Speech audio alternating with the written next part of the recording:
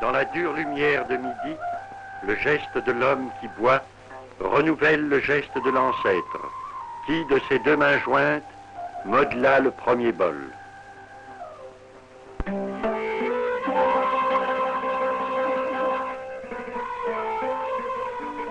C'est dans les musées d'Alger que sont préservées les plus belles poteries en terre cuite. Toutes ont une fonction déterminée, toutes sont destinées à un usage domestique, si bien que leurs formes se sont précisées avec l'usage que l'on en fait. Plats à relief pour la cuisson des galettes. Au décor peint pour la préparation du couscous. Les humbles et fragiles terres cuites de Berbérie relèvent d'un art populaire qui traduit dans les formes et sa décoration l'unité profonde de la civilisation kabyle. Tilawin, c'est le nom tendre par lequel les hommes kabyles désignent leurs femmes. Tilawin, ce sont les cœurs.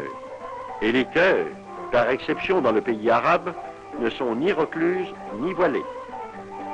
À la source, détendue, loin du regard méfiant de l'homme, elle rit, bavarde et se chuchote toutes les nouvelles du village.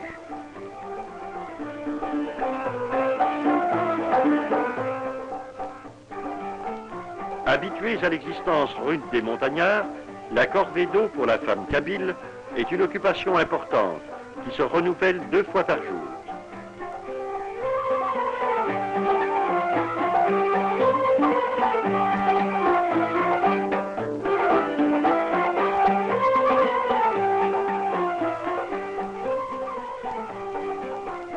La lourde jarre, la cruche remplie d'eau glisse sur la hanche jusqu'au creux des reins dans le geste souple et harmonieux des porteuses d'amphores.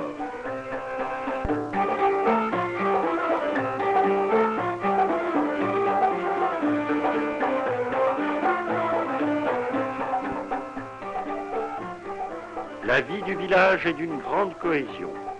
Chaque maison absorbe la vie de ceux qui l'habitent.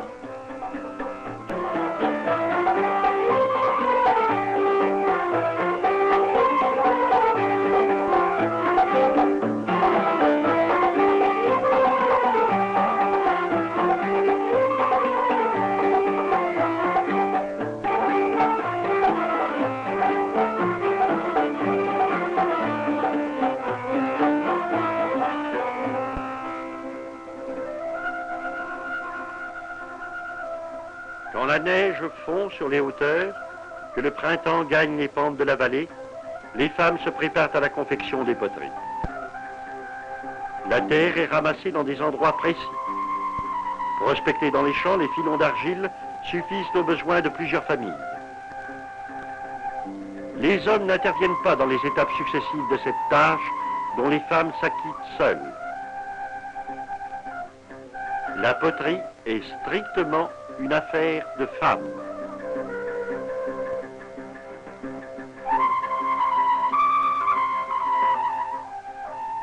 L'argile est mélangée avec les tessons des vieilles poteries.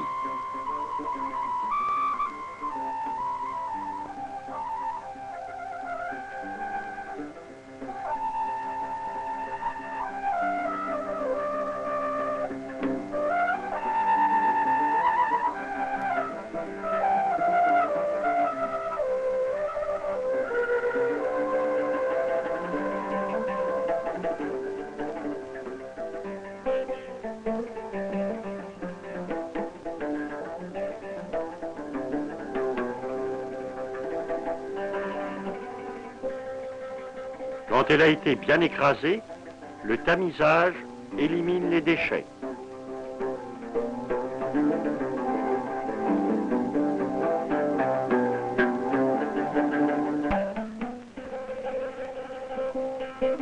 Le mélange de l'argile et de l'eau est une opération essentielle. Il faut que la pâte ait une consistance parfaitement homogène, assez souple mais point trop molle, résistante mais point cassante.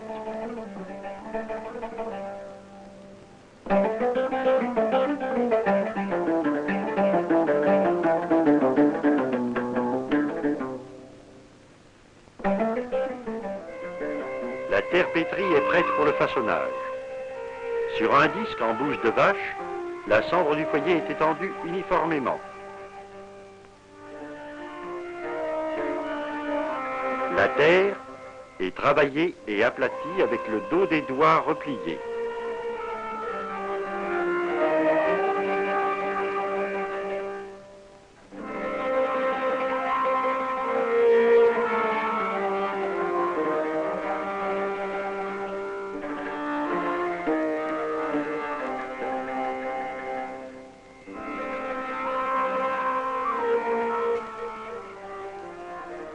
Un boudin d'argile est roulé entre les mains et fixé du bout des doigts autour de cette base.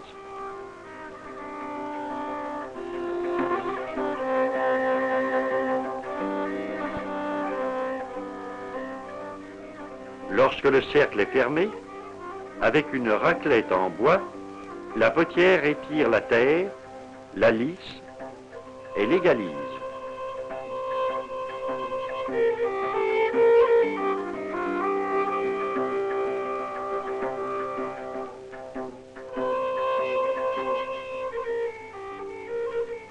La pâte est fréquemment mouillée, ce qui permet une grande liberté dans l'élargissement et l'élaboration des formes.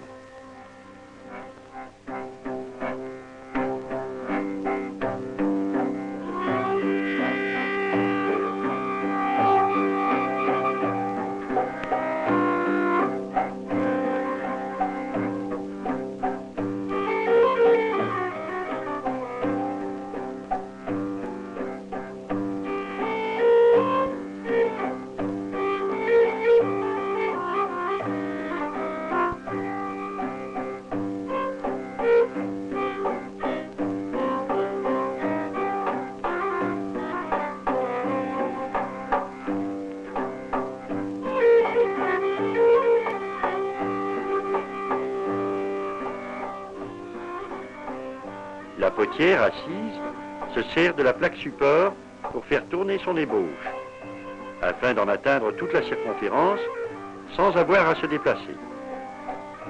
C'est un caractère habituel aux poteries berbères que le soin très minutieux apporté à régulariser et polir les surfaces.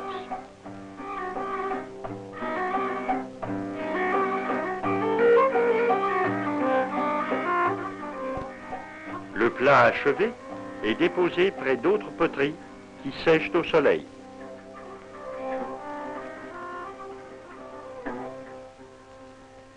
Le traitement des surfaces varie naturellement selon le type des poteries.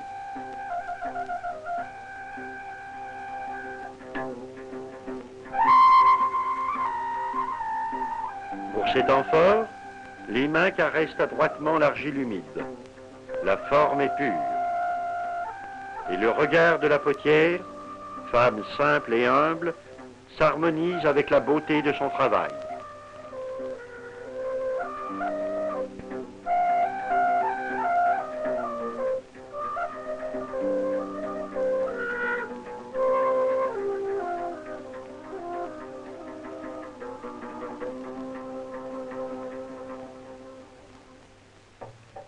Lumière du printemps, quand les poteries ont bien séché au soleil, les femmes les polissent soigneusement. Ne risquant plus d'être déformées, les poteries sont manipulées et longuement frottées avec de petits galets. Le travail du décor s'exécute à larges traits d'ocre rouge.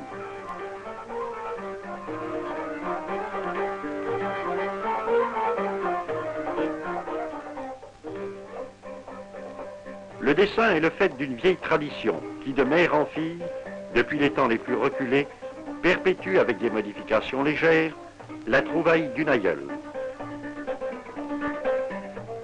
L'anse de cette jarre est incorporée à la forme générale de façon remarquable. Et il semble qu'une règle absolue de symétrie et d'équilibre dicte la répartition des motifs et des couleurs.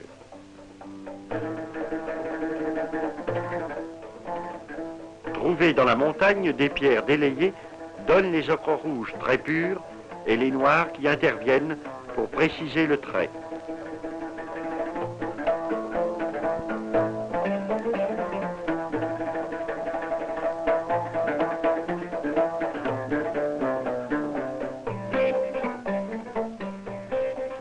Des poils de chèvre composent les pinceaux, dont la grosseur varie selon l'usage.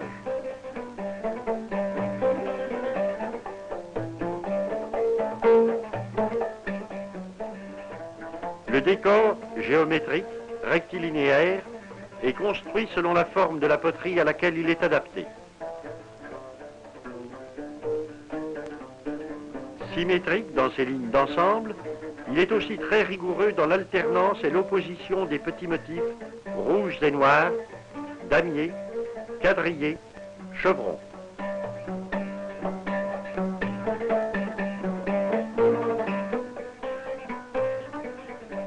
La délimitation des taches de couleur est une étape sensible dans le travail de la potière.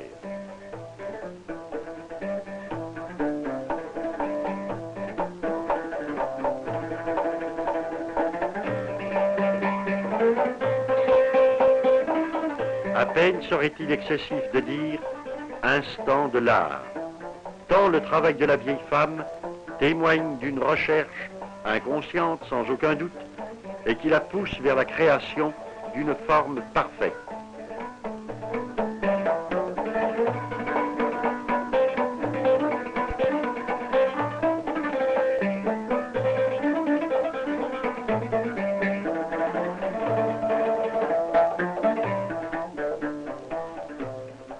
Le travail des femmes est un travail patient.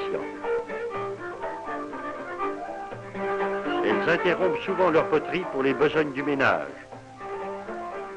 Occupation domestique et non métier spécialisé, la place de la poterie modelée dans la société berbère n'est pas celle d'un quelconque artisanat. Dans chaque maison, les femmes s'acquittent de cette tâche, particulièrement absorbante, pour répondre aux besoins d'une année. La forme de ce plat est découpée d'un trait sûr, sans dessin préalable. Traité rapidement en lignes brisées et quelques grands triangles, la forme de ces cruches est nettement soulignée par le jeu des surfaces libres.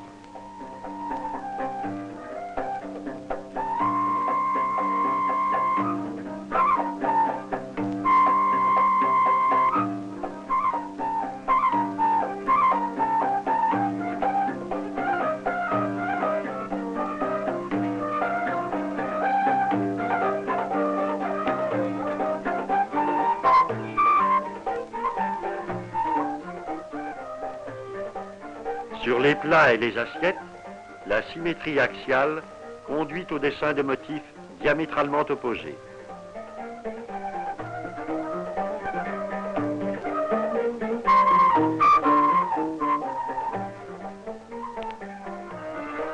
Quand les peintures sont achevées, les femmes installent un four rudimentaire.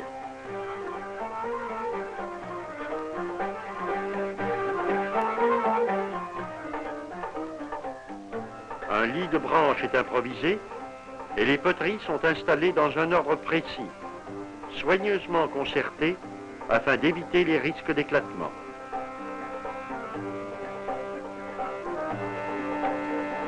La cuisson, selon ce procédé très rudimentaire, demande beaucoup d'habileté. C'est une opération extrêmement délicate. Les poteries sont recouvertes avec des plaques de bouse de vache.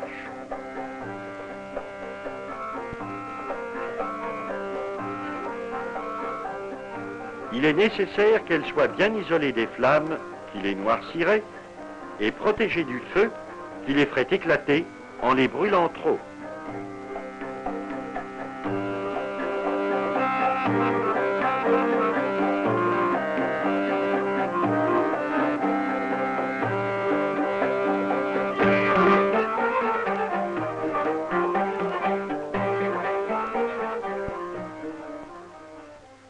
Les bouses, en brûlant, garderont une chaleur égale tout en assurant une combustion lente.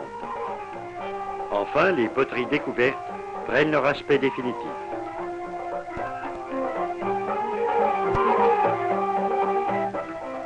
Certaines sont brisées, mais l'adresse des potières trouve dans cette récolte sa récompense.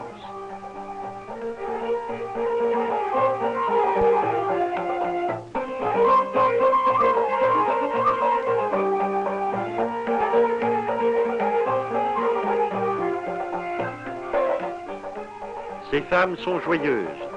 Cependant, leur gaieté est paralysée par un simple mouvement de pudeur. Elles se sentent regardées et se raidissent de dignité.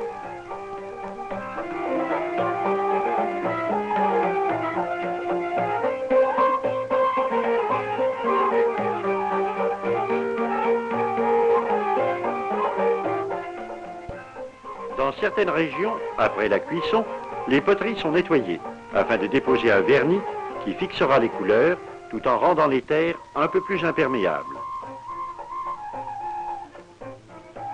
Brûlantes, les poteries doivent être traitées quand elles sont assez chaudes pour que fonde le pain de résine que l'on promène sur leur surface.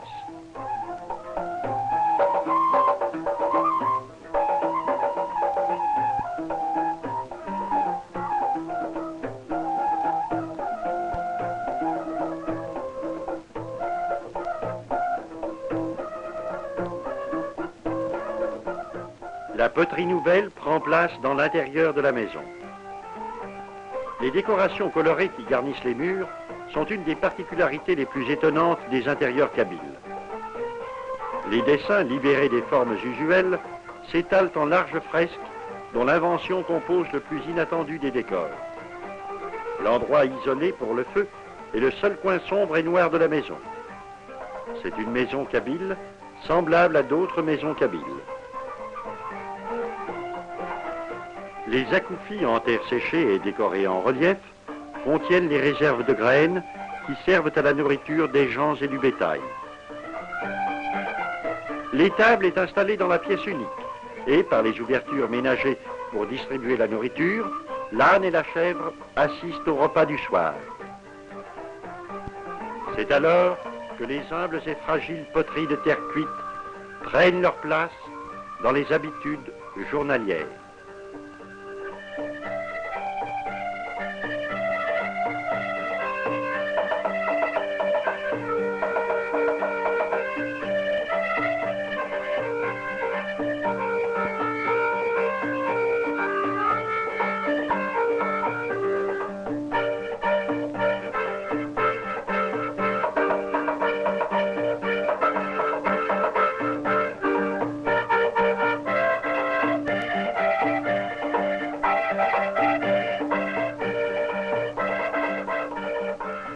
Bientôt peut-être, les potières inspirées ne pourront être vues que dans ce film, et leur art et leur vie restera dans le domaine précis et hanté des images mouvantes.